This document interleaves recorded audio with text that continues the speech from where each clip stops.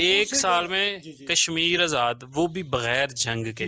یہ کیسے پاسبل ہوگا؟ کافی لوگوں نے مجھے سوال کیا کہ یہ کیسے ہوگا کہ یہ جنگ کے بغیر تو کشمیر کا حل نہیں ہے، لیکن میری ڈپلومیٹک ایفرٹ ایسی ہوں گی کہ جس میں نے یہ پلان بنایا ہوا ہے کہ وزیر خارجہ جیسے پہلے وزیر خارجہ ملتان میں سوئے ہوتے تھے جا کے، باقی وزیر اپنے علاقوں میں بیٹھے ہوتے یا اسلام آباد بیٹھے ہوتے، میرا پلان ہے کہ ایک پی آئی اے کا جہاز ڈیڈیکیٹ کیا جائے گا، اس پی آئی اے کے جہاز میں وزیر خارجہ رہے گا، اسے پاکستان نہیں آنا، وہ اسی کے اندر سونا اس نے،